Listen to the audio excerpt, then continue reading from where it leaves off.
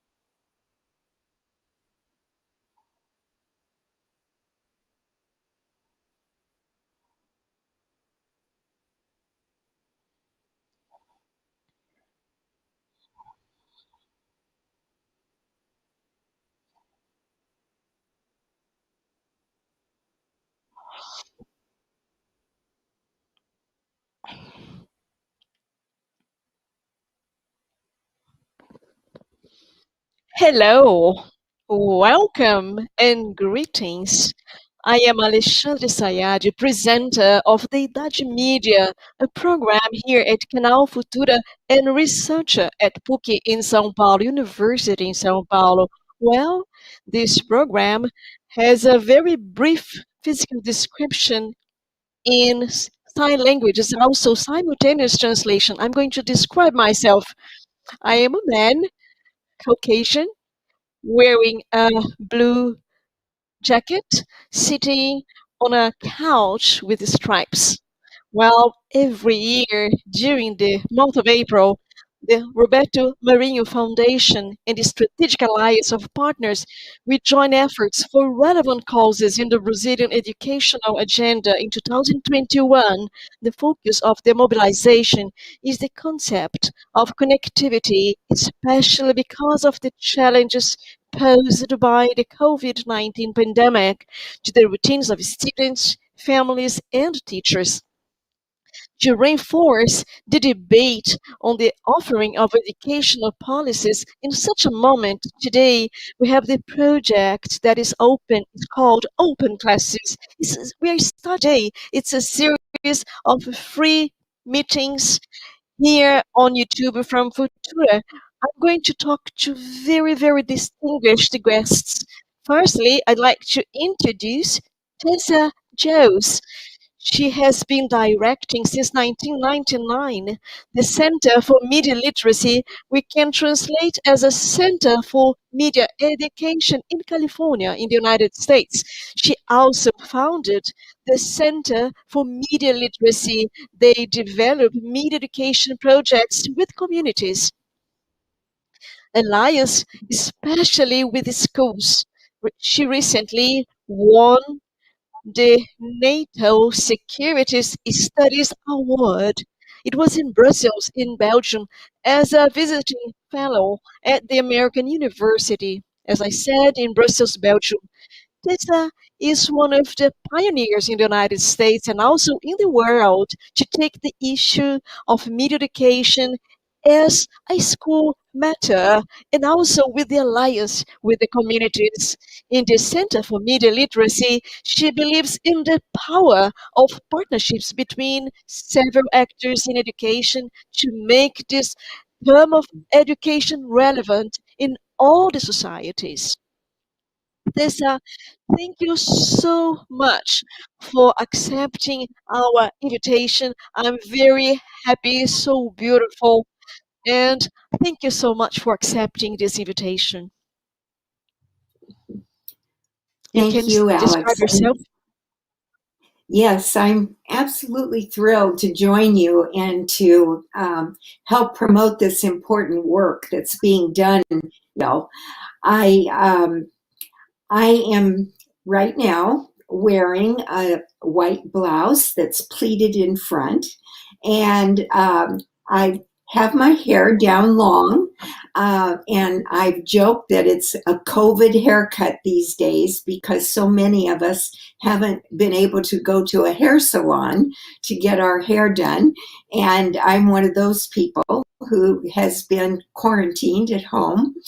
And I am a Caucasian woman, and I like to say that although I'm certainly older than a lot of my contemporaries, I'm still very young and very active.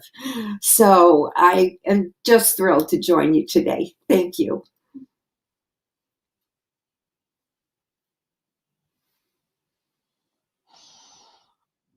Well, for me, you're very young, Tessa. I have no doubt about that. For me, you are the youngest person in this discussion. Thank you so much. Now I'm going to invite our second guest today, Harry Jenkins. He's a writer, professor at the University of Southern California, author of the book Convergence Culture. It's a book that is turning 15 years this year, and even the publisher Aleph will release the book in a special celebration in the second semester of this year. We're gonna have a forward by Jenkins, right, Professor? For the Brazilian edition, I read already firsthand, and it's amazing how great this your forward is. Well, you are a unique researcher in the field of media education because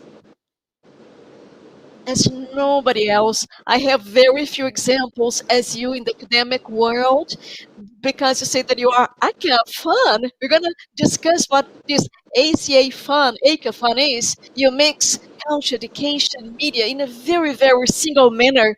And then you have these possibilities for representation in the media, which is very important today in schools and out of the schools as well, for what we call the participation of students in the life of schools and also in the communities. Harry, as Teresa, won so many awards in his life so long that it's difficult to list them for you here.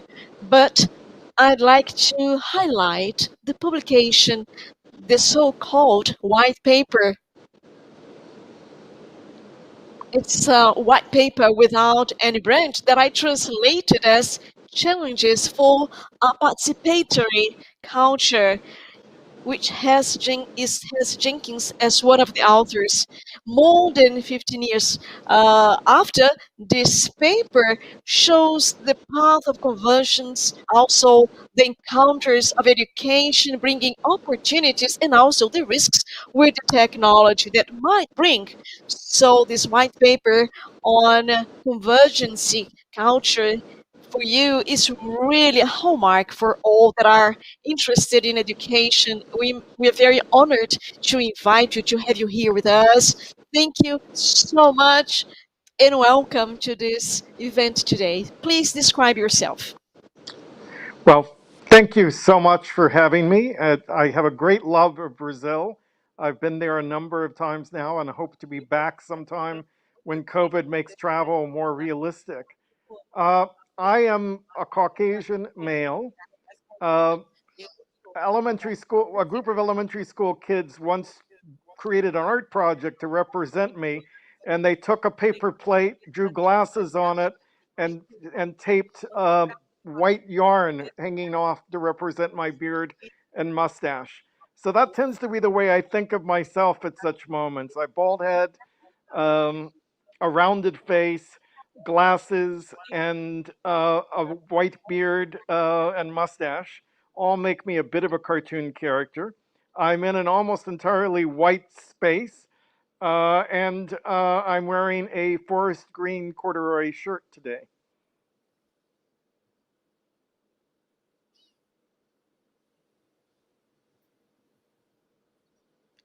Thank you so much, Harry.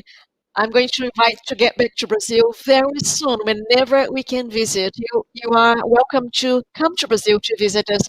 Well, this discussion, because of the option, I'm going to speak Portuguese. You can follow the translation in English. We also have sign language, auto description as well, and Portuguese if you like. Well, when we talk about connectivity, we have to think how we connect to the images in the media or in the different medias, right? How we read the world and how in a moment such as this we can learn through the media, how we mediate technology. This is a subject for schools, as you are already in the subject very specifically, but how the communities, the universities will discuss into that.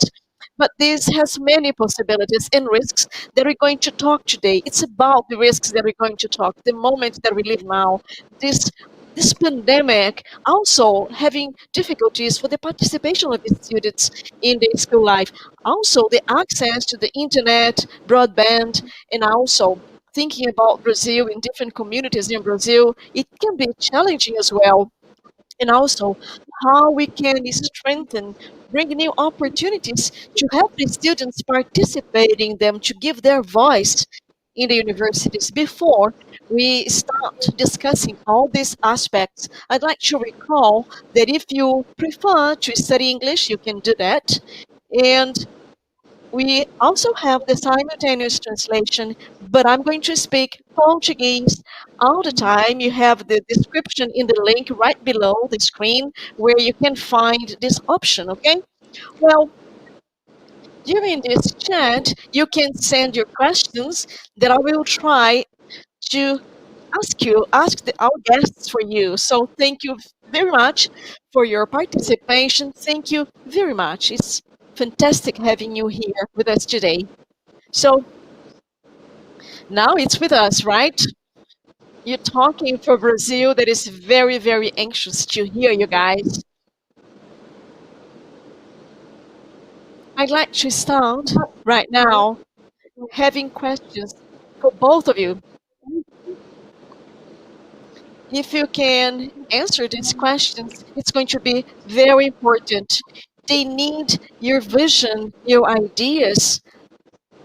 I know you are in a very similar field of research, but you, as professionals, you have visions, different ideas that will enrich these discussions if you both can convey your opinions, your ideas. So let's start right now. Do you think that this pandemic moment is difficult for education? Do you think it has brought utopia or dystopia regarding media education and also both the media education and also the participation of the students? How do you believe that we're going to work with this moment right now? Tessa, if you want to start, feel free to do so. Sure.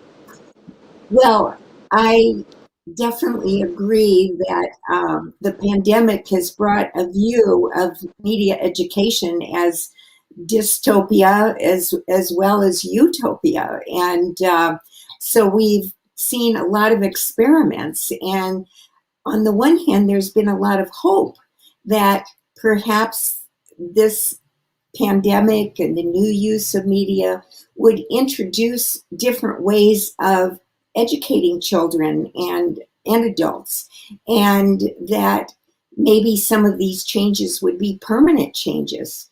And so, in a sense, there is this hope that we can have education reform along with the pandemic, and that we can learn from the pandemic and really be able to use technology in a more productive way in classrooms.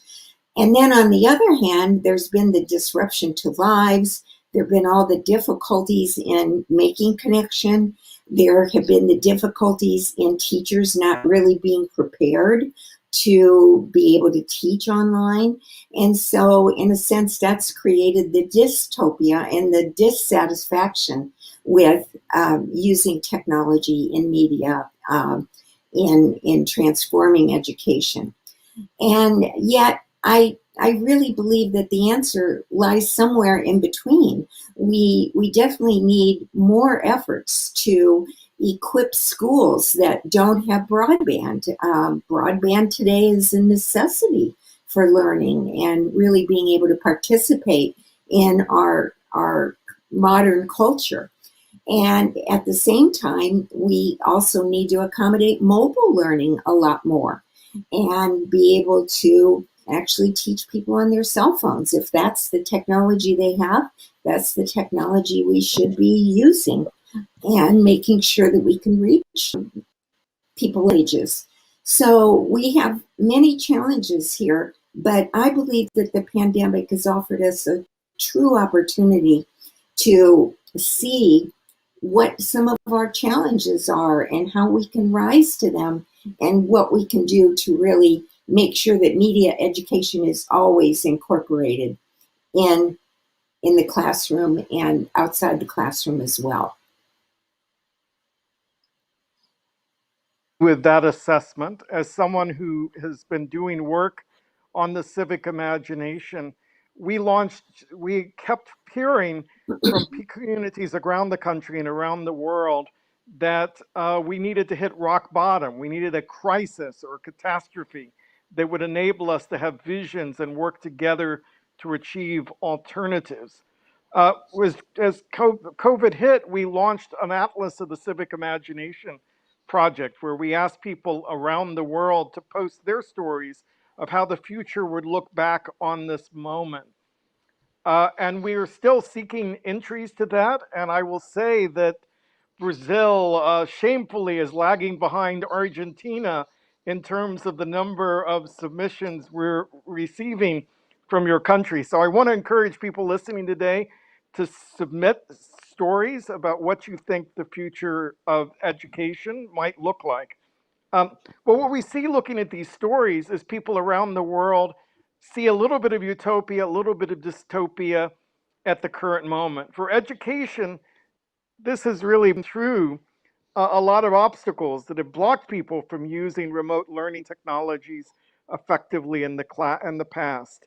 I'm getting invited to speak all over the world from classes at mostly the college level, but some even at the high school level, who are reaching out and bringing in speakers that would not have been available to them previously. Many more opportunities for this kind of remote connections from people. But that said, as someone who's been advocating distance learning and readying teachers for distance learning for 20 plus years, we were largely caught unawares.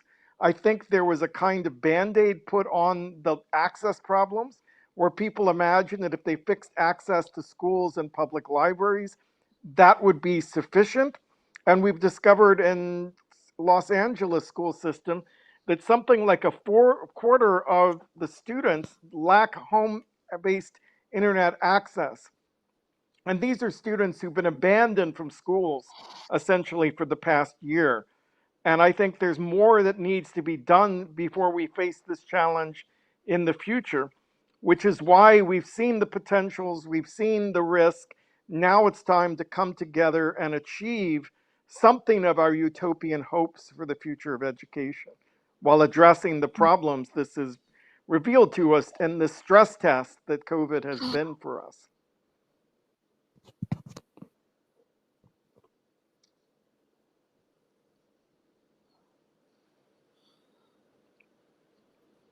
Well, it's excellent, Harry. Well, I'm going to take this time to send you a number from Brazil, figures from Brazil according to the chat platform JET. It's a platform from Roberto Marinho Foundation. They research the education segment, work and youth. And 13% of Brazilian students have access to their notebook. So, and 36% of those students, they have to share their cell phone when they're learning, they're studying. So I'd like to use this moment because that's a reality from LA. I know that you both lived and live in LA for many years, and we know that LA has very special characteristics such as pockets of a population with lower income. As Harry has said, 1/4 of the population has to look for access for broadband. So my question for you is about the American scenario then. So I know you are in the US. In the world, UNESCO shows that the inequality is very sharp right now during the pandemic, inequality of access for the level of learning as well. So, how is the US overcoming this battle? We know that it's a battle, difficulty for access, as Tessa has said before.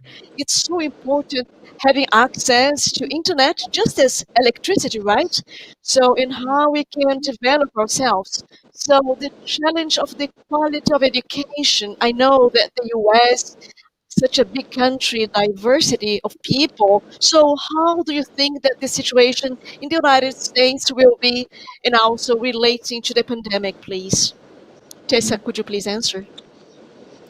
Well, that's a wonderful question. And I know that there is a lot of serious concern about access. And this isn't a new concern. It's one that we've known for quite a while is a real obstacle.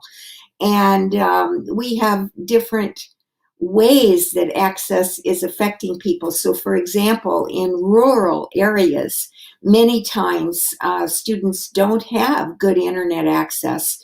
People who live, for example, on farms in Illinois, and I know about this personally because my brother and his family are affected, they cannot get regular access to the internet, and it's just not available to them. So even though the school and the public library in the town does have broadband access, that's actually very good, it doesn't extend into the home.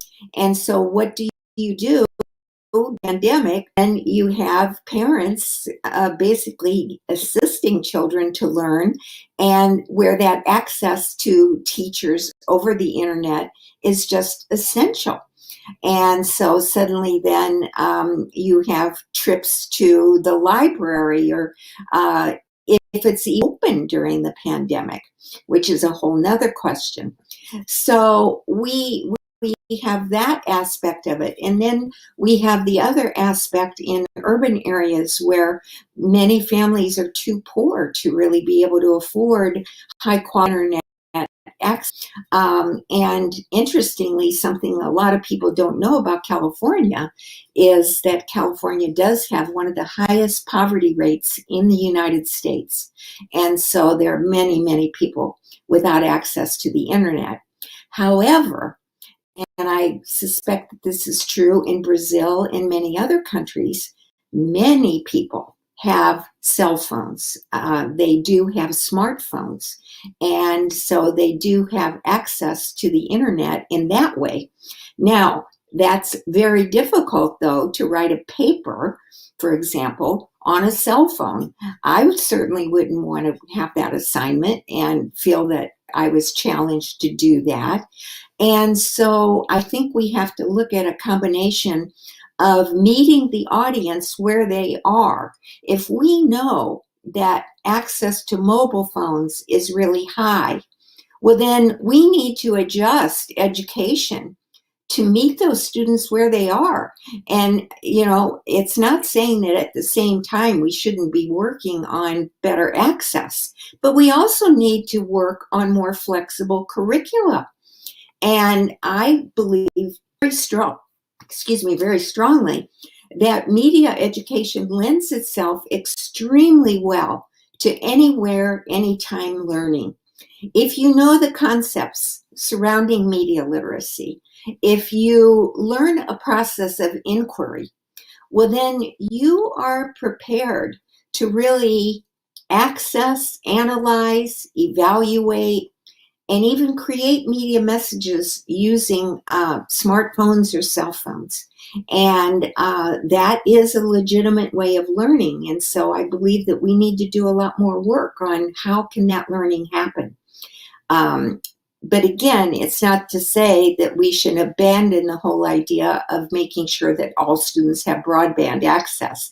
And I know in Los Angeles, many families were given laptop computers and were given special internet access during the pandemic. And so there were definitely efforts made to reach out to really marginalized communities to make sure that they had more resources.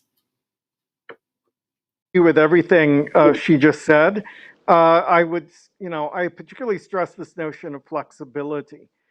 In the work that I've done on media literacy, we've emphasized no tech, low tech, high tech curriculum choices for teachers to use. One of my grad students was teaching in a summer program in rural Africa when the town generator went down on the first day and the power outage lasted the entire summer. But because she had been studying the no-tech solution, she was still able to teach all of the skills contained in the notorious white paper that summer. So she was able to teach how to think creatively, critically, ethically, and responds to the online world and basic media literacies to a population who still had very patchy connections to that world, but needed the skills for the future, needed the ability to think in new ways. So if we think of new media literacy as a conceptual frame, as a set of social skills and cultural competencies, not just as technical skills, we can achieve that goal. I'd also stress that these access questions cut to why I prefer not to use the term digital native in talking about the issues we're exploring here today. Because while there are some children in America and Brazil, around the world, who grew up with computers present from their birth forward, there are plenty of other kids who don't. So if we assume a digital native in our classroom, we're misled. We're not acknowledging the diversity of different degrees of access, the inequality of access that shapes the world these students are coming up with.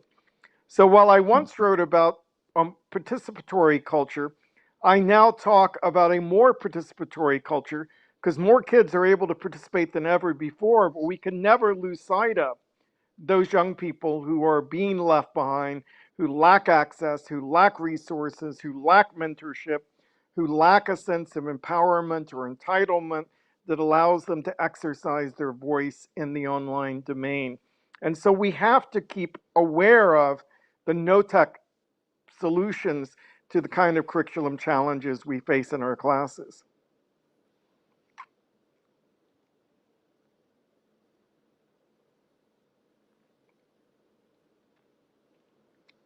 Excellent, Harry. You went as you make me recall something that is very important. Well, we have to invent the hybrid manner. This hybrid education is born according to the education, right? In Brazil, we've had some experiences during this pandemic because we're going through it right now, right? So it's just what Harry said about Africa. You have the offline having a very, very intense presence, right, Harry? Well, in an environment, in an atmosphere of collaboration, in an environment of generosity amongst the communities and families that sometimes they receive material in some place that maybe they don't have access to the internet, but they have the material in paper. Inventing hybrid became a challenge for us. And in Brazil, we are talking about the Brazilian hybrid model being maybe we have to invent this way of teaching that answer what we have according to the Brazilian culture, the inequalities that we face. Of course, we have to improve these aspects in Brazil. I have a very important question for you. Well, in some countries in the world, and Latin America is part of that, I have been looking, not with lots of attention actually, for the leaders, the heroes that we have in this process of pandemic and in this learning process that are the teachers, of course. What do I mean by that? Well, this education of teachers, mainly in Latin America, they are not enough somehow to deal with these uncertainties, with this emergency as the one that we are facing today. This background, this education is not connected to the practice in the classroom. In a situation such as this, it's even stronger, right?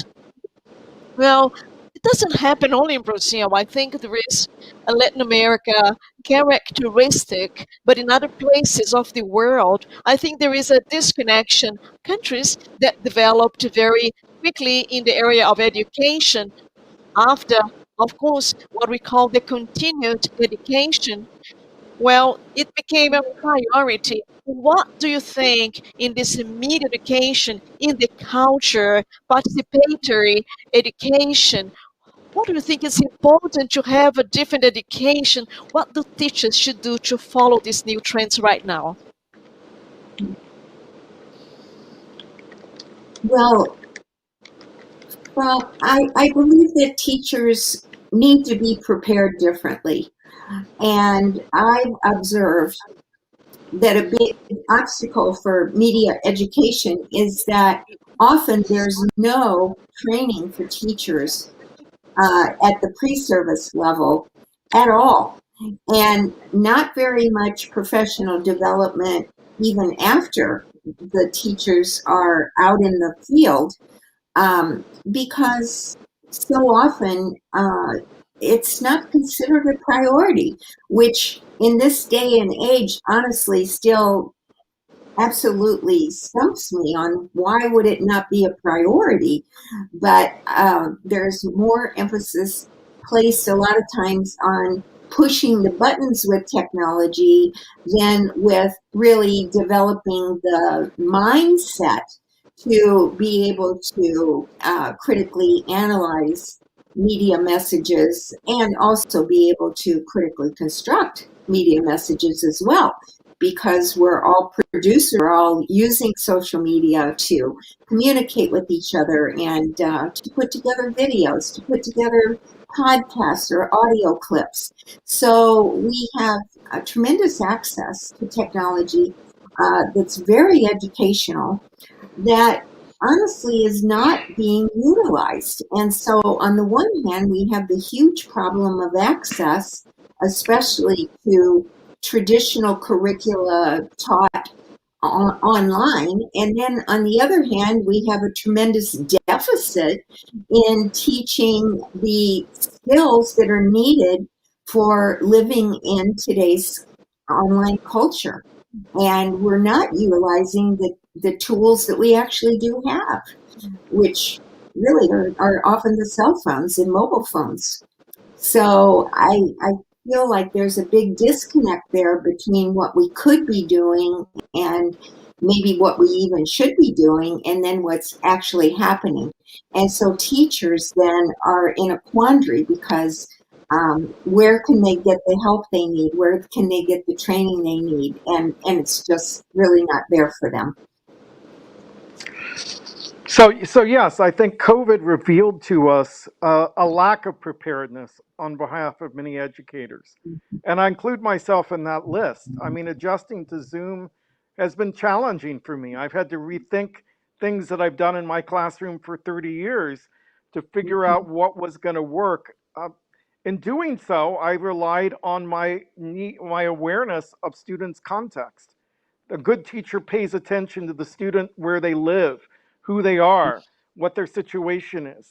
We learn practices of checking in on our students at the beginning of the period and understanding as best we can what they are facing.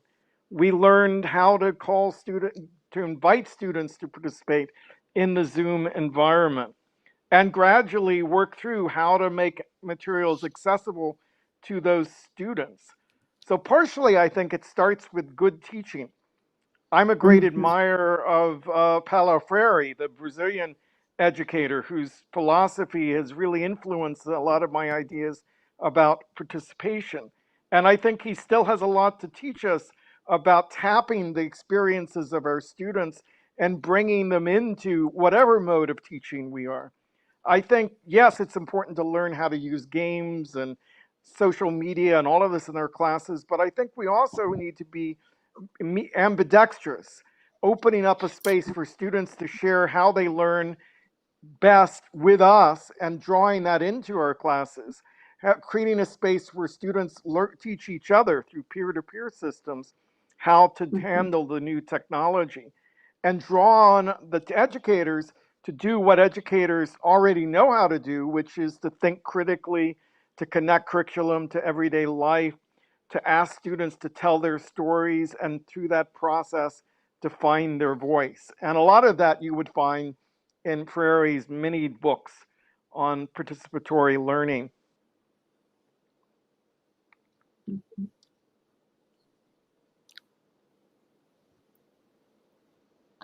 Harry, well, it's amazing.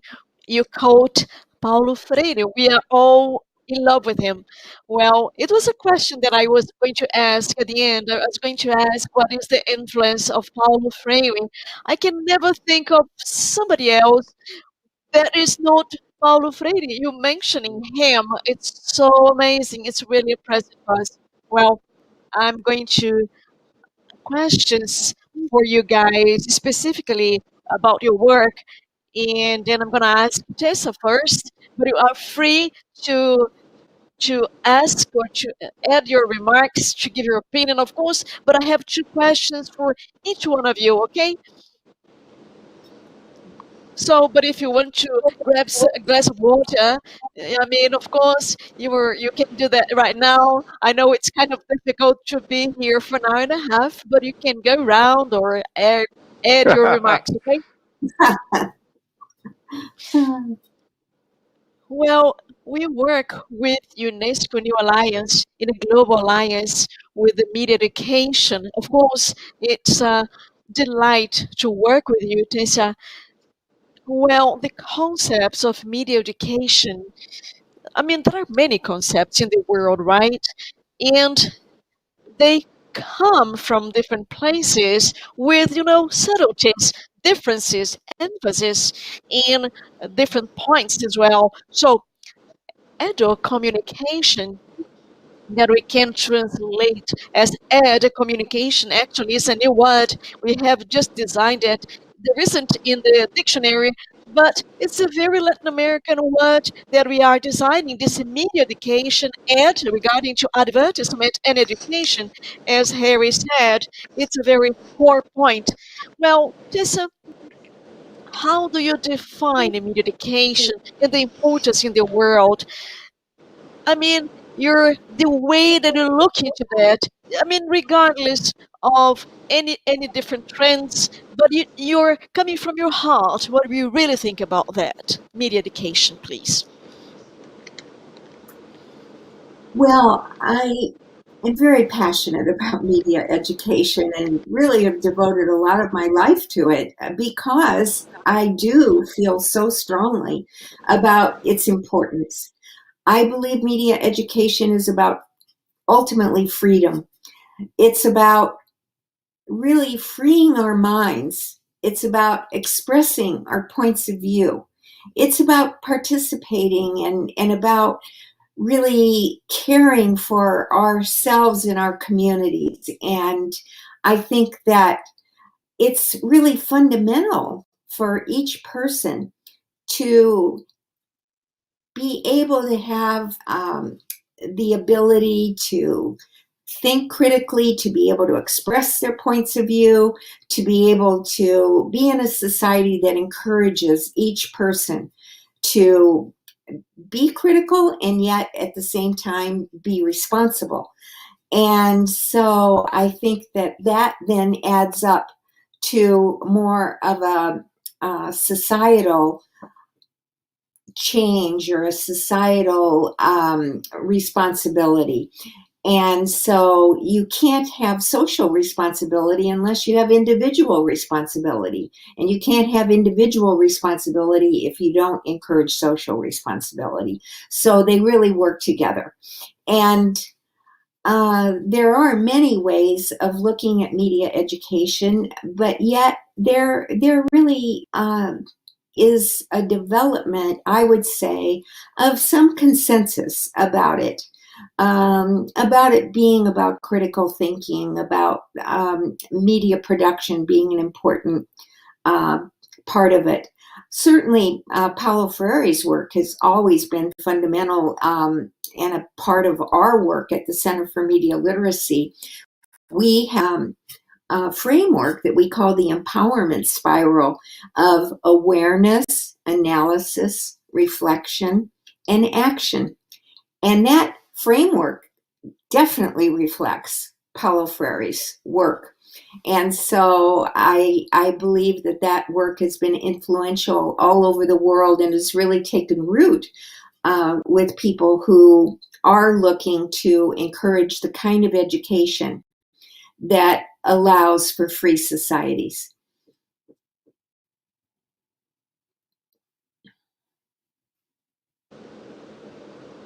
Well, I loved 2 points that you have highlighted, Tessa. Consortium for media literacy that you have led for many, many years. Well, you have a point that I've been calling invisible school. That's how the media education connects the community now is not only regarding schools, but it's something that permeates the school, and somehow it has a greater line or thread or network of people. Sometimes we cannot see it with our eyes. I mean, we notice it, but we don't see it. So, media education, above all, when we talk about the production of media by children and youngsters, we can see this line, we can see this connection, this network in different points, because of media, because these participatory lines that we see or culture. So, what are the alliances? What are the partnerships? These are very magic words for me in this consortium for media literacy. You underline these points for us. Could you please add more information on this aspect for us, please? Yes, well, certainly in our work, we have a lot of partnerships with local communities. And in some cases, these communities have been in what we think of as faraway places like Bhutan. Bhutan, their government and through their media ministry has a really excellent program for media literacy, and they're really trying to educate the population through a media literacy lens. And so some of the work there is really exciting and definitely reaches local community levels. We in Los Angeles have partnered with Los Angeles Unified School District with an enormous organization, but we also partnered with the Music Center of Los Angeles to do a major program. And so again, the coming together of different organizations with different points of view, with different missions even, is very important in modeling how media education can work.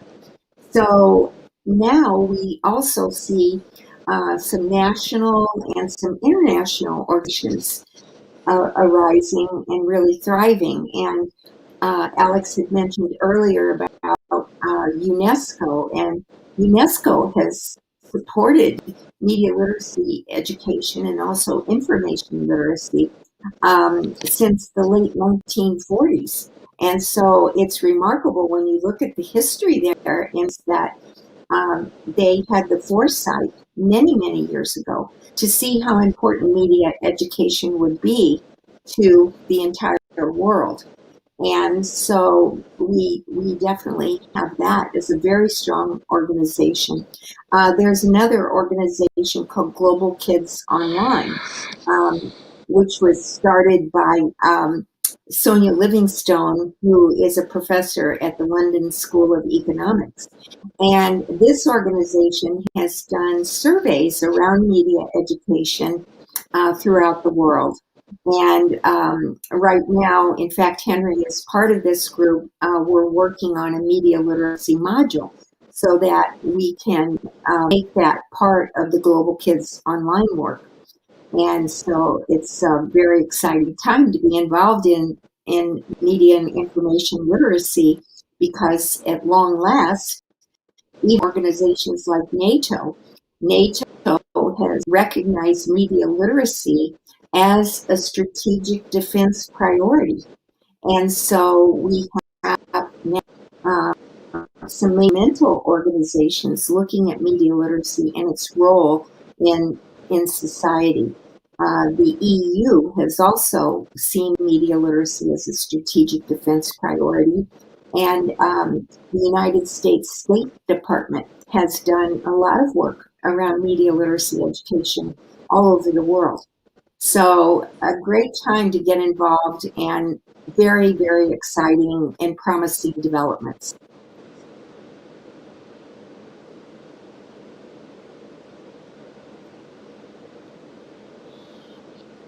Tessa, when I've read the award that you received by NATO, I was quite curious. I didn't know that media education was important for NATO. When I've learned about that, I was going to search. I went to Google to understand it and how media education could be connected to this NATO, an alliance that will listen other things. But media education has a role even in these aspects, right? So Yes. you know me very well. You know that I'm kind of obsessed by certain things. So I'm really obsessed by term, by a word in the university in Sao Paulo, where I'm studying. Everybody listens to me, and I say about critical thinking. You've said about that, right? This critical thinking. Well, we talk a lot about that. If you search in documents, research in the academia, maybe it's the word that you see the most all over because it's the basis, it's the foundation of, Western education, right? Since the beginning of the universalization of the Western education. When you ask people what is to develop this critical thinking, lots of people might not know how to answer it, right? So there is, I would call, an opacity. It's an area that we don't know much about it, right? So according to my understanding, in these modern times, everything that we say that we're talking about this time that we're living now. We're looking to the past, but as a contemplation. My question for you, have you ever thought about this connection? But if you can add a little bit more, how we can develop this critical think in this media education at the same time, or if that is possible as well. Yes. Well, that is such a profound question in many ways because teachers are often, people say to teachers, teach critical thinking, teach critical thinking. But then the question really is, well, how? How do we teach it? And we know, too, that teaching something is different than doing something. And so we have to have a pedagogy. We have to have an approach to teaching that helps us really show people how things can be taught. And that's been a primary focus for us in media literacy education, because we say that media literacy education is about critical thinking. Well, what does that really mean in terms of teaching? And so we say that, first of all, media literacy rests on a process of inquiry. It's about asking questions. It's about exploring. It's about really being skeptical and not necessarily accepting something just because somebody says it. And so we want to be asking questions from a skeptical point of view. At the same time, we need to look at how media operate. How do media operate as a system, as a global system? And we know that, for example, Newton had the laws of physics that described that physical world. And it had laws associated with it. What goes up must come down, as an example. And so one of the things that we like to explore is, how do media operate? What are there some consistent patterns in terms of how media operate? And through the work of some initial pioneers like Len Masterman, we've said, yes, there are some fundamentals that we need to understand about media. One is that it's all constructed. Someone had to make the media. And so there's always bias and a point of view in media. There's always techniques and tools that are used. The other point is that we're always concerned in media about audiences. How are audiences targeted? Or how do audiences understand the media differently? And then we have to look at framing and what's included in a media message, but also what's left out of a media message, because we know that much is omitted and not told. And so how do we learn about that? And then finally, we look at why is the media created? Why is a media message sent? Or else, as producers of media, why are we sending a message? And so oftentimes it really comes down to profit. If we're looking at commercial media, we're looking at profit motives. It also comes to power and how people can be influenced, or how we can gain power, possibly through propaganda.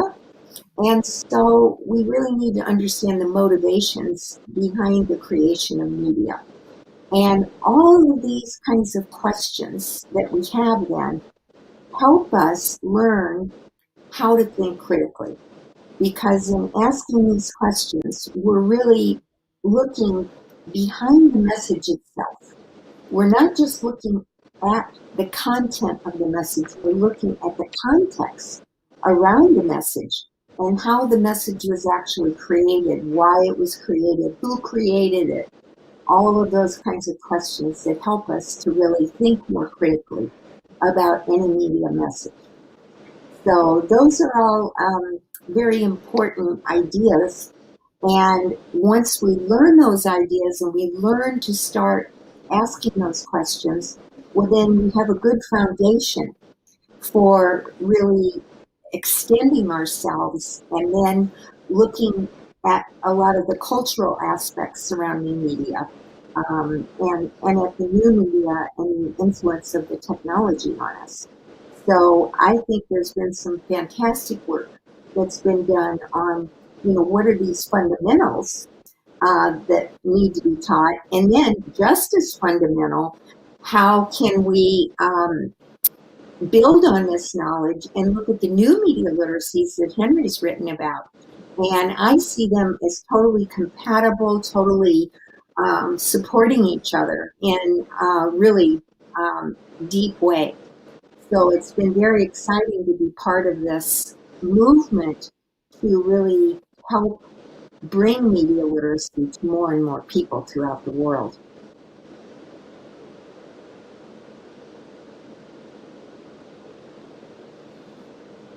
Tessa, well, you're not just part of this group, you're a pioneer in this subject. We are so happy that you can participate today with us. Thank you so much. Well, I have Thank the you. questions for you, Harry. So, Tessa, please feel free to add your remarks. Of course, you can grab a glass of water. Of course, you explained so well these questions, these ideas that you have about critical thinking in media education. So, I'm gonna ask you about this participatory culture. So, do you define yourself as an ACA fan, academic fan, right? That meaning that you follow up the popular culture as well. Well, in your definition, Harry, I see something that is very rich, meaning the academia working with the society. So I observed that in the US, the academia is more connected to the society than here in Latin America. We have the academia somehow in an ivory tower, far from the society, in a crystal dome, doesn't discuss or talk with the society. But when you say that you are an ACA fan, academic fan, I observe that you both are standard of what an academic is, what is to be a scholar, meaning to discuss with the reality all the time. What is the role of university today and academics in the world where the information is spread, is disseminated all over the place? Well, let me begin by saying a little bit about the fan part of ACAFan, because I grew up as part of the fan cultures around Star Trek and science fiction. Uh, these are cultures where people are not simply consuming media, but are transforming it, rewriting it, reperforming it, discussing it, in deep and passionate ways. And so for me, the idea of an active spectator, of someone who was critically engaged with the culture around them, but also creatively engaged, became foundational to the way I think and act as a scholar. And that's at the heart of what I mean by participatory culture. I see a participatory culture in something like the samba schools in Rio, which I visited some years back, where people are learning to dance from each other and the experts are teaching the newbies. And I look around the edges and there are toddlers bopping to the music of the samba, and in the center of a Também que circle, acontece there's com samba, os one of the centros, very músicas, best e dancers in Brazil performing at the same time. And that sense of blurring those boundaries is what made fandom exciting to me. I see something like that idea of participation again in Freire's writing. There's a quote that I've been really drawing on a lot lately from the teacher as culture worker. He writes that from the very first day of class, educators must demonstrate to students the importance of imagination for life. Imagination helps curiosity and inventiveness just as it enhances adventure, without which we cannot create. I speak here of imagination that is naturally free, flying, walking, or running freely. Such imagination should be present in every movement of our bodies, in dance, in rhythm, in drawing, and in writing. It should be part of speech, present in the telling and retelling of stories produced within the learner's culture. And that sense of the imagination, of creativity, of voice, of embodiment really speaks to me as someone who comes out of fandom and into academia. This is what I see education should be about. We definitely need the kinds of critical thinking skills Tessa is speaking about, but those skills by themselves can make us fearful. And what we need is that spirit of adventure, of imagination that Freire's talking about, to bring us the hope that gets us from the critical engagement with the world to the transformation of the world. Now, this philosophy informs how I work as an academic, that I want to create a reciprocity. One side of me falls back on the term professor, whose root word is to profess, to make knowledge known. And so I have an obligation as an academic to speak beyond the university, to make my ideas part of the public dialogue at a moment of media change. But I also have an obligation to actively listen. And I make it a point to learn from every person I meet and every person I talk to. And that's what Freire was about in terms of bringing the stories from our students back to the center of the room and using them as the raw materials from which we teach. And so for me, the intellectual has to be part of the society, cannot live apart from the society. And this is all the more true in a networked era where we have so many platforms to communicate with. So I use Twitter, I use blogs, I use podcasting, and I use events like this to share my ideas with people on the ground who are making a difference in the world, and not just wait for my students to carry them out in the world, but do it now.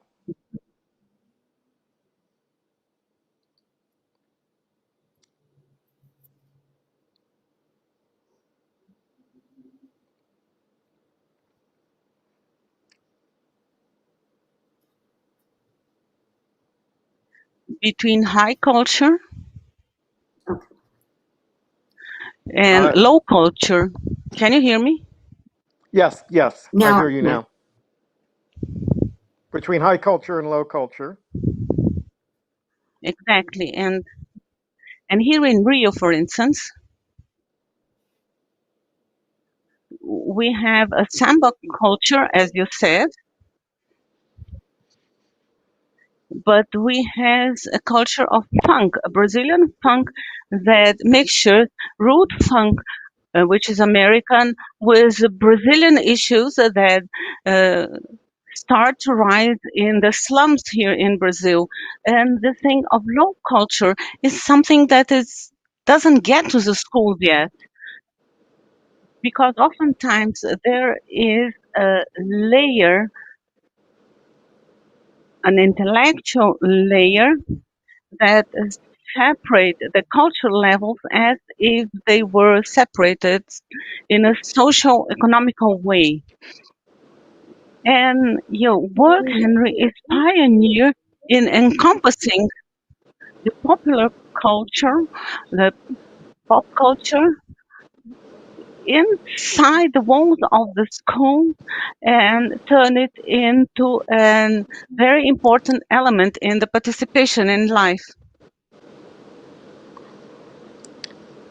And the comics, the K-pop, the cinema, the Brazilian soap operas that are a success worldwide. So they took a long time to get into the day-to-day of teachers. Do you think that this site, this based on the Frankfurt School of high and low culture, do you think that this is very much alive in the world, or do you think that people are incorporating popular culture as an educational element without so many biases? Well, I think teachers are lagging behind and recognizing that Bom, eu much of what acho the rest que of society is as pessoas ficam telling us, pensando o que which is a that pop culture sociedade is where learning takes place. onde So nós if we estamos bring our aprendizando. students' own Então, stories into se the a gente classroom traz and eles encourage para their a sala de imagination, aula then a lot e of vem what a we're going to hear at imaginação, the então current muito time do que nós is vamos about their ouvir atualmente relationship to é sobre a popular sua culture. correlação com a cultura popular. If we look around the world Se at nós democracy olharmos à volta do movements, mundo for example, como um and where young movimento activists are macro e mobilizing, nós they're vemos os ativistas se conducting politics mobilizando, through the eles language estão of popular fazendo culture. In the streets of Hong cultura. Kong, students are singing songs from Les Miserables as anthems for Então, as democracy. In pessoas the United States, we're seeing hip hop and K-pop being tools for the Black Lives Matter movement. We're seeing women organizing for reproductive rights using Handmaid's Tale. So there's a sense of vitality that young people feel in their connections to popular culture. This is where learning is taking place for them outside of school. So if we deliver the message that this stuff doesn't belong in our classroom, we may simultaneously be delivering the message that what we do in our classroom has no relevance in the rest of their lives. So I would say if we want the world of school to reflect the lived reality of our students, we have to bring popular culture in. And we have to suspend some of our biases as educators or embrace our own taste as educators in many more cases. Stop pretending we are simply creatures of the book and acknowledge we binge television like everyone else and bring that into our teaching as a vital resource for communicating with our students and more importantly, letting our students communicate with us. But yeah, there's a lot of bias against it in American schools and in schools around the world. But I'm putting my full weight around discouraging that bias and that prejudice and insist that we actually listen to what our students tell us about their cultural lives as part of a media literacy education.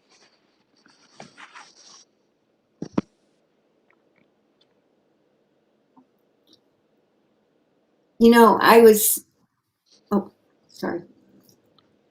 Problem when to you, so I wouldn't hear myself. Now I'm hearing everything normally. That's why I was staggering a little bit.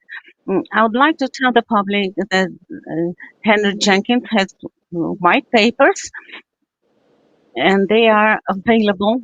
This is an academic work of the time when you were at MIT, and it is available at Henry Jenkins' blog, which is henryjenkins.org.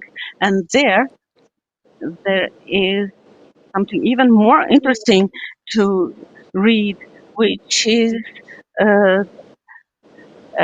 work that Tessa Jules interviewed Henry Jenkins because Tessa revisited the white paper, the challenges for the participatory culture. She revisited this white paper and interviewed Henry in 5 parts that are available at Henry's blog. So if you want to get deeper in this issue, this is very interesting. henryjenkins.org, you'll find the whole white paper for you to read, as the interview of Tessa with Henry, that is also extremely interesting.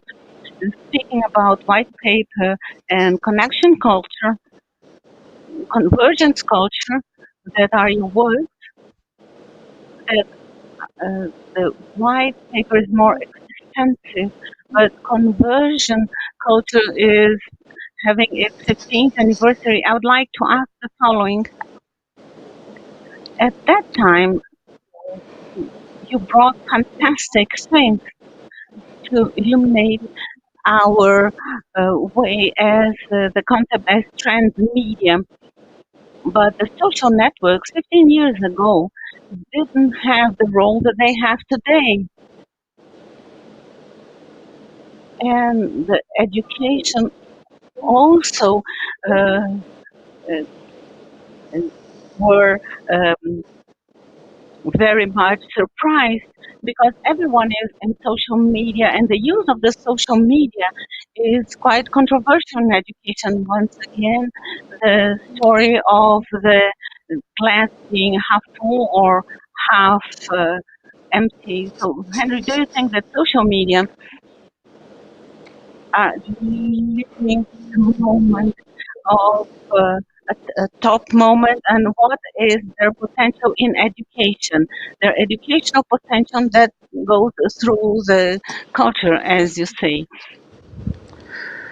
Oi, this is the question of the year, Essa right? é a pergunta do ano, certo? There's a lot Existe of bad things that we can muitas say coisas. about social media right now. One is that it's a tool of misinformation, disinformation, that we cannot simply trust the information we receive through social media.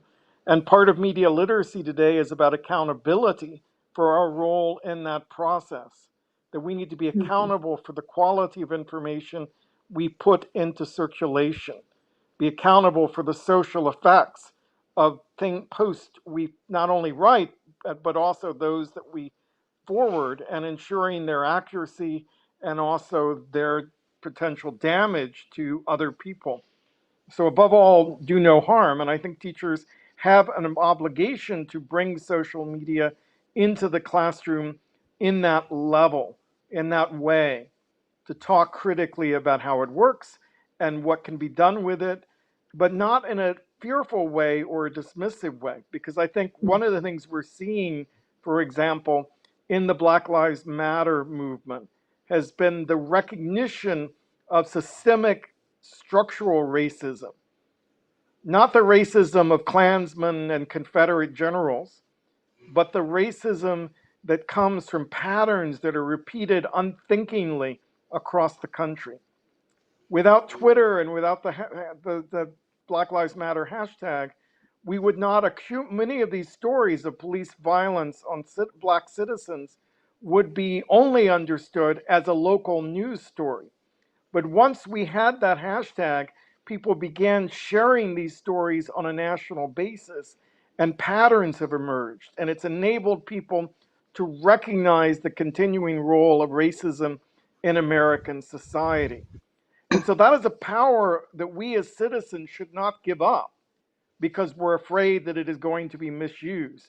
But that power is only really there if we don't abuse it by circulating inflammatory misinformation, disinformation, hate speech, but rather we can develop a system where we rely on other citizens to keep us aware of the circumstances they're living in, the stories of their lives, and the political issues that we should pay attention to moment by moment. And so social media is an incredible tool that I would not want to see us give up, and I think needs to be part of education. but it cannot be used uncritically, cannot be used without those critical media literacies that Tessa was speaking about.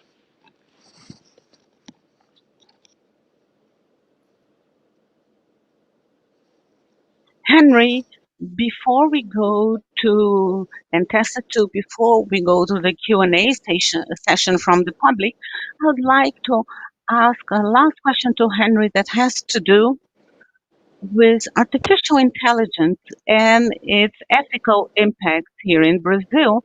There has been a certain discovery through the documentary The Social Dilemma, a Netflix dilemma.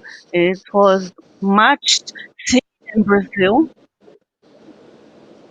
and there are much criticism and commentaries about the documentary, but it brought about issues that the population had not paid attention to about the algorithm of artificial intelligence and how much free of charge we give away our data at the web. Brazil just now enforced a law about data protection based on the European legislation, quite encompassing law, but the perception of artificial intelligence are quite far away from our reality, as if it were more in the academia or in the political realm.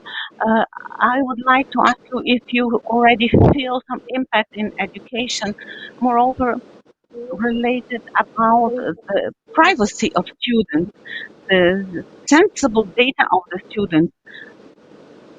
Do you think that it has to do with this algorithms in those adaptive platforms about an ultra exposure of sensitive data of the students? We know that oftentimes we pay free of charge services with our data. The payment mode is our behavior of consumers. How we should stop it face to this mediatic world in which we are, and there are some places that we don't even imagine that artificial intelligence is. AI is certainly one of the big questions of the year, and I think I appreciate the way that the social dilemma made that issue more widely known. It's definitely a topic that we want critical media literacy education about, so that people understand what data is being extracted and how. And this is an area where we need some legal protections of the right of privacy to ensure that there's a transparency about how data is being used by these big companies. So I think there's no question about that. This is where we need to go. Now, when I presented this stuff to my students, and I don't know how students respond in Brazil, I get a variety of responses. One of which is the students who had no idea this was going on, that are almost willfully ignorant of the mechanisms which allow for these large digital platforms to operate. Another is a skepticism that just says, no, that can't be true. But there's also a complacency about it, a sense of fatalism, that they've lived in a world where this has just been the reality. And there's a sense of powerlessness about how they relate to these companies. And so when we do this work, we have to be careful not to foster that fatalism or cynicism, but rather to foster a sense of empowerment, that there are things we can do, including putting pressure on our governments to provide greater protection. And so I think, again, fearful education is not helpful, whereas education that understands students where they live may be.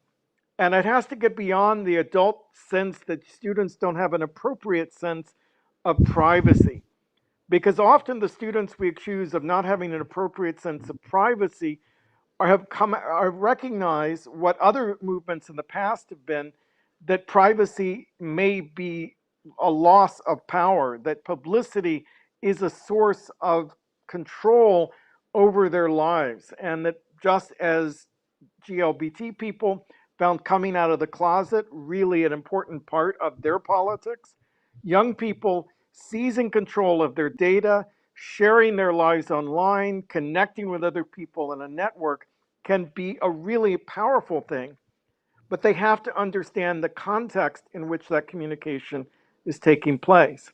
And again, we can see a connection between critical media literacy skills and the skills for participation that have been the primary focus of my work. Those two things need to work hand in hand with each other as we think about what media literacy is needed for the 21st century.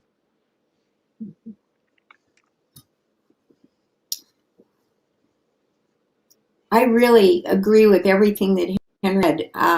I think that this is going to be an issue that continues to grow because it affects everyone. And also data are becoming the new currency. And so we really have to look at the data. We have to look at the motivations behind use data. I also agree with Henry strongly to empower people and realize that they do have options and there are ways to address this. So I really see personal property right as being fundamental in terms of our data ownership. Who owns the data? Why? And how can we have control over our data that isn't going to totally destroy to have a social network? So, you know, we have some really tough questions, and it's definitely a great example of how critical literacy, understanding how the system works, and really looking at behind the curtains, and then at the same time, how government and participatory aspects of media literacy and how those work together to really affect the kinds that we need in society. We should not be feeling in a democratic society, and that's an important message for all of our young people.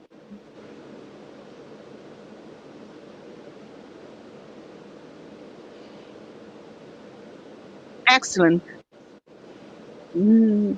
Now I'll direct questions from the audience for you, and I'll direct for one of you, and the other one may complement. We have an active audience here with lots of questions, but also this program, this open class, it has the support from Alex Publishing House and the education platform that helped us in the disclosure of this event. So Alex Publishing House made a summary of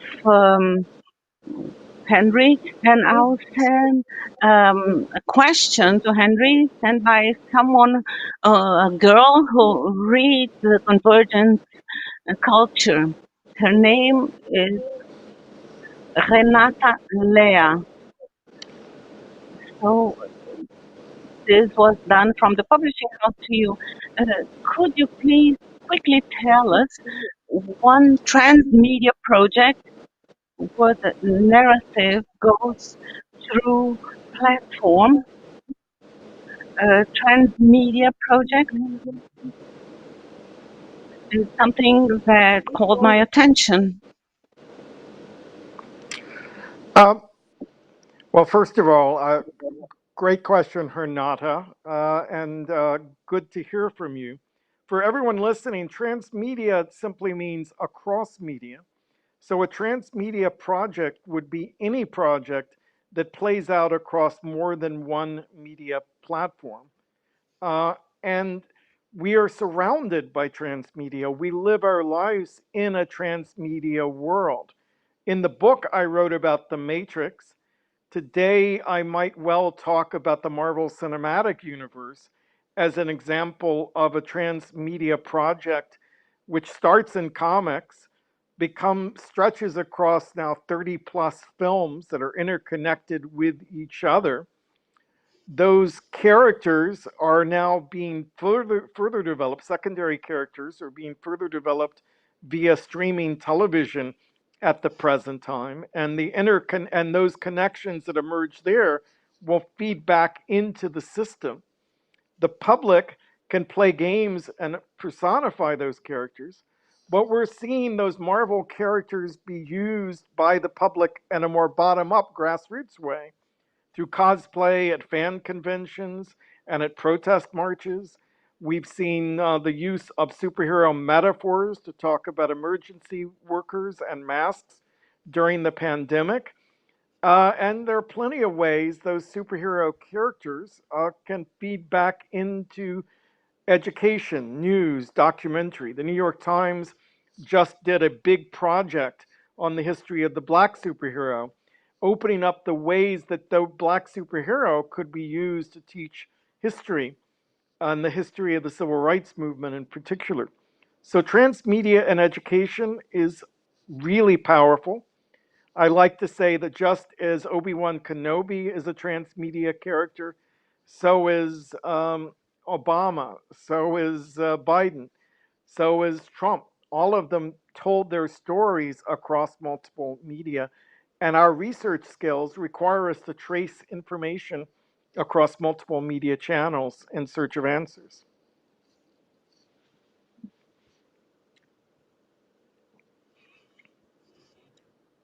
Excellent. Thank you very much, Tessa. I have a special question for you sent by someone watching the program now. His name is Amaury Araújo Antunes, and he's from a city called Três Corações, Three Hearts, which is the city where Pela, the soccer player, was born. And it's not such a big city, so I am happy to have this city of Três Corações to pose your question. He says the following: with the difficulty of access to internet in Brazil, we have to find out what is the hybrid, and wouldn't it be more coherent in Brazil to invest in education via radio and TV for distance education? And I will add that Brazilian open TV reaches 80% of the Brazilian territory. So if you compare with the radio,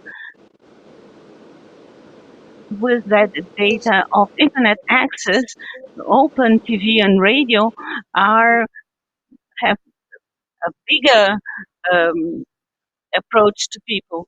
And how do you see this in the States with access through radio and TV, as we have the Future TV channel here in Brazil, which is very important for education here in Brazil? Mm-hmm. Well, thank you for your question. And if I understood you correctly, you're from a city that in English means three hearts. And I wish I could be from a city named like that. That is absolutely beautiful. We need a lot more heart in all of our lives. I think your question is very timely, especially, with the pandemic. And so agree with you in terms of hybrid education, because why are we gathering the statistics on usage and on what people actually have access to if we're not planning to actually use that productively? So if people have access to radio and television right now, we can't wait 20 years or even 5 years until more broadband is accessible to educate the children. They're growing up regardless. And so I'm a firm believer in using the tools that are available to us, because we know that education can happen through many, many different kinds of media. It can happen through visual media, right now, from what I understand, YouTube, for example, in Great Britain, is the primary source of news information. Who would think? But it is. And that's the reality. So I think we need to look at what the reality is in terms of what media is being used, how it's being used, accessible it is, and then tailor our education efforts accordingly. And we're very fortunate in the United States because in terms of percentages, we do have much broader broadband access, but we still don't have it in 100% of the communities. And so, that's definitely an issue. But I'd like to also add that learning happens outside of the classrooms as well as inside the classrooms. And I've always been told stories about immigrants who learn English in the United States by watching television. And apparently it's a very effective way of doing that. I was in Latvia teaching in 2019 for a semester, and the daughter of a colleague, this daughter was 4 years old. She was fluent in English, and it was all because she watched YouTube. And so there you have it. There are all these courses on English, but this child learned really by watching television. So I think that we need to be a lot wiser about using our media, and definitely as educators, we need to free our minds and really look beyond what we've experienced in the past. That's certainly not the only model, and we need to be a lot more flexible.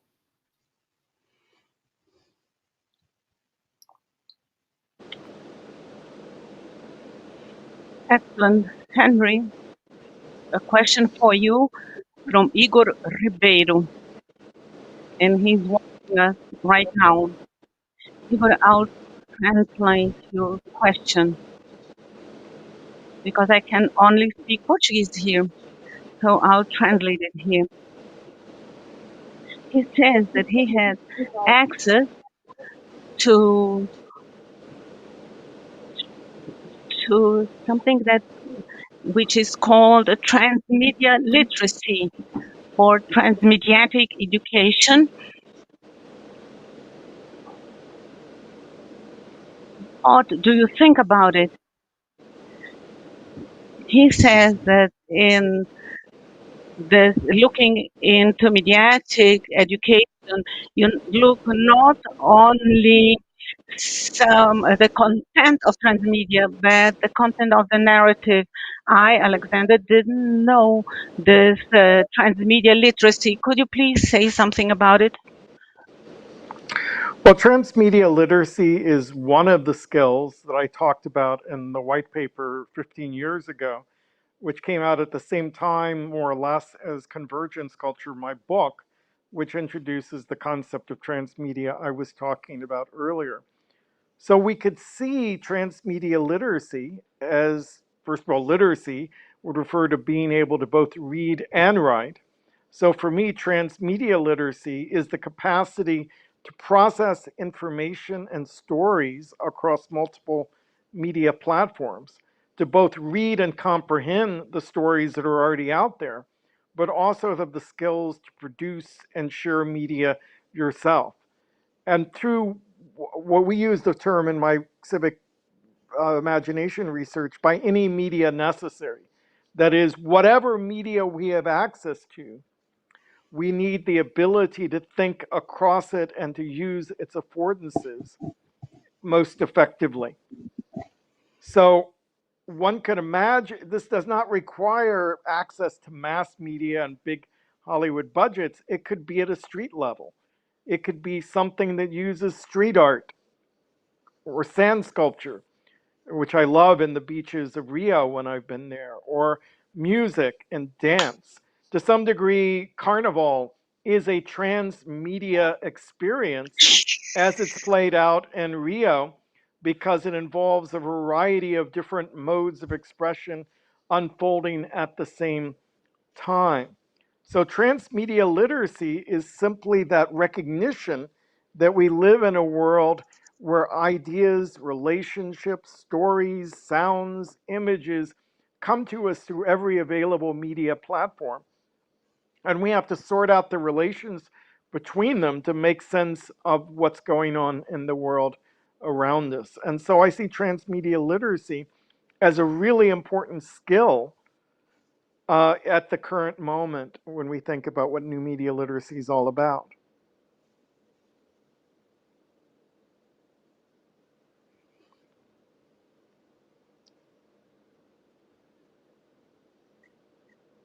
Very cool, Henry. Now for Testa.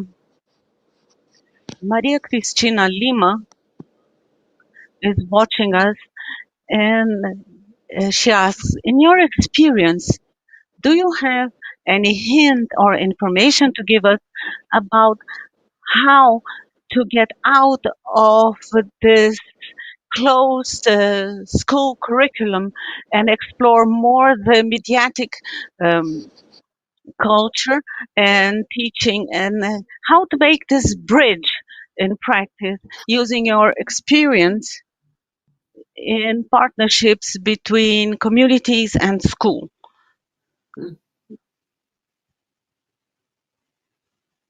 That's a really complex question, and one that we need to pay much more attention to. First of all, we found that teachers and students alike have really welcomed the media literacy programs that we've introduced at various schools. And some of these are schools where there is a lot of poverty amongst the families, and yet even the parents came and did some classes with us. And so there's a lot of interest and a lot of recognition that there are many ways to learn, and also the importance of media literacy in terms of critical thinking. But at the same time, what we've experienced is that when the grant money runs out, the program just automatically dies, and there's no way to really sustain it. And so, of course, that's very disturbing, because the teachers and students have said, oh, we really would love to continue this work, but there aren't the resources to be able to do it. So I believe that at this point in time, we've had a lot of demonstration project media literacy that have been quite successful. So we really need to work on making sure that media literacy is institutionalized, and that it's actually part of the education system, and that teachers are trained in it. Teachers are maybe evaluated according to whether they incorporate literacy. So we need to look at the structure of education itself and find ways to really engage, and a long-term that's a very, very important. And schools of education at universities, I believe, bear an important responsibility in this regard, and that's a responsibility that they're not always living up to. At the time, what we're seeing is the impact of school choice and also on homeschooling. The Los Angeles Unified School District has reported so far they've lost over 100,000 students to homeschooling. And the report is that parents are saying they're not going to have their children continue in the school district, and they're going to provide the education at home. And some parents are forming what they call pods, learning pods, where several families will get together and work to provide homeschooling for their children.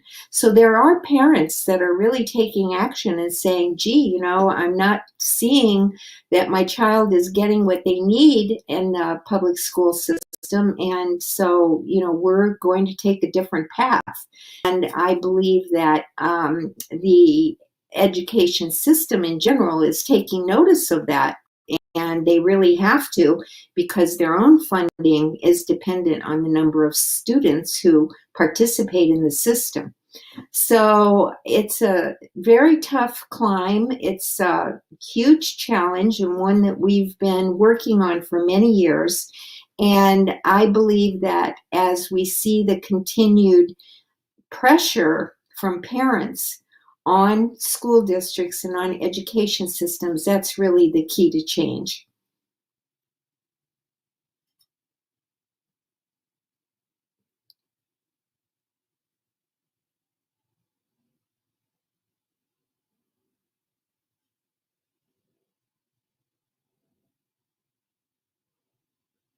I can't hear anything.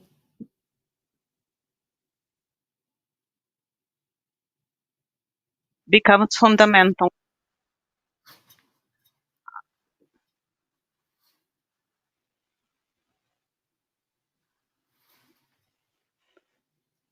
Can't hear.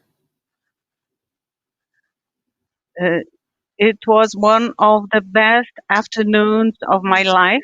I hope that you've enjoyed being together with us, with this fantastic audience. And I'll have to close this due to time constraints, but I would like to give the last words to you. Tessa, if you want to say goodbye here, please. Oh, yes.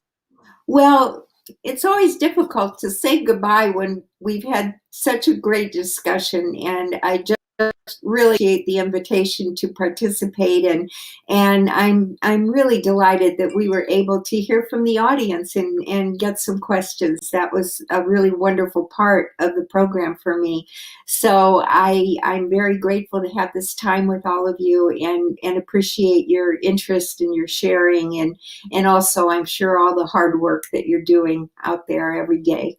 So thank you very much. I've seen of media literacy efforts in Brazil and across Latin America. There's a strong tradition there that I'm still learning a lot from. And I'd love to hear from people if you have thoughts about anything we talked about today. You can reach me at hjenkins@usc.edu. And I'd also suggest check out our website at civicimaginationproject.org. There are resources there for teachers and for parents who want to use media to bring media and the imagination together to think about civic issues in particular. And please contribute to the Atlas of the Civic Imagination, which is, we'd love to hear some more Brazilian voices in the mix there.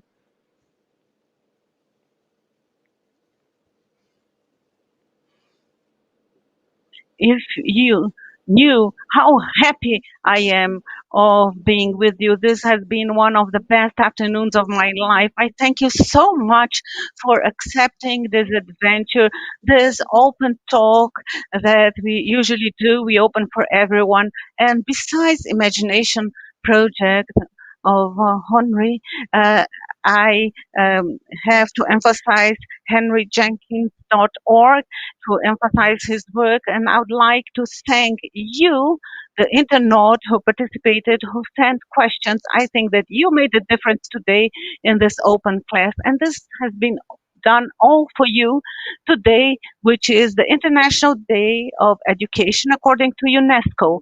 And if you want to know more actions about the partners of this International Day of Education and how to participate of this initiative, you go to www.educationday.org. There we have a fantastic program and other open classes, one more interesting than the other, that will go on from today on. I would like to thank you who are at home, the Libras team, Juliana Prates and Miriam Cacholet, the translators who worked for you, Meg Batalha and Anna Kleinberger. And we will meet at media or digital environment or real environment. Everything is technology of intelligence, everything is language. We see each other here and we go together with Roberto Marinho Foundation and Future Channel not to leave anyone lagging behind. Thank you very much.